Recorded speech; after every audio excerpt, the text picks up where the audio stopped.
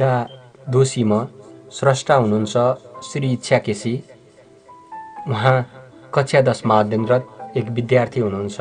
उहाँको कविता यसरी सुरु हुन्छ। दोषी म। हजारौं मानिसको संसारमा मैले एक्लोपनको महसुस गरेँ। हजारौं मानिसको संसारमा मैले एक्लोपनको महसुस गरेँ। न त राम्रो हेरचाह नै पाएँ न त कसैको माया। न त राम्रो हेरचाह नै पाएँ न त कसैको माया।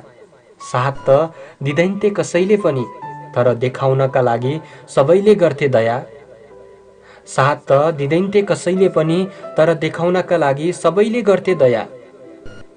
आफ्नो भन्ने त कोही थिएनन्, देखावटीका लागि आफ्नो भन्ने जस्ता मात्र थिए। आफ्नो भन्ने त कोही थिएनन्, देखावटीका लागि आफ्नो भन्ने जस्ता मात्र थिए।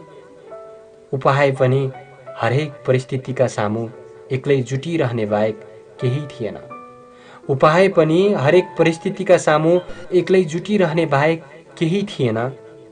जीवनमा केही गरेर अगाडि बढ्छु भन्दा, जीवनमा केही गरेर अगाडि बढ्छु भन्दा कसैले बिचारी यसले के गर्न सक्ली र भन्ने साथ मेरो हिक्मत नै हराउँथ्यो।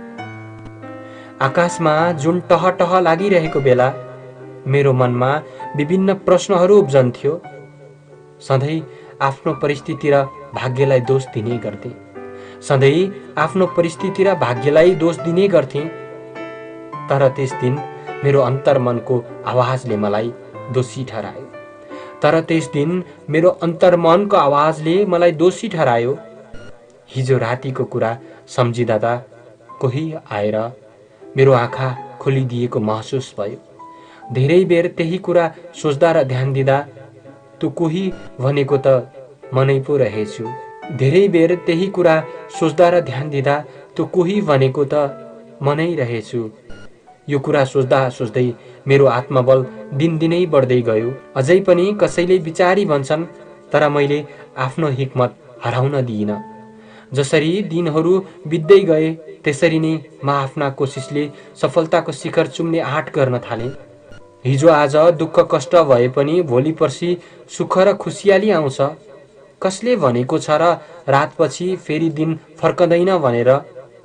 जीवनमा केही गर्दा खुट्टा तान्ने त अवश्य नै हुन्छन्, तर खुट्टा तान्नेहरूलाई पछि पार्दै अघि बढ्नेहरू नै सफलताको शिखरमा पुग्छन्। जीवनमा केही गर्दा खुट्टा तान्ने त अवश्य नै हुन्छन्, तर खुट्टा तान्नेहरूलाई पछि पार्दै अघि बढ्नेहरू नै सफलताको शिखरमा पुग्छन्।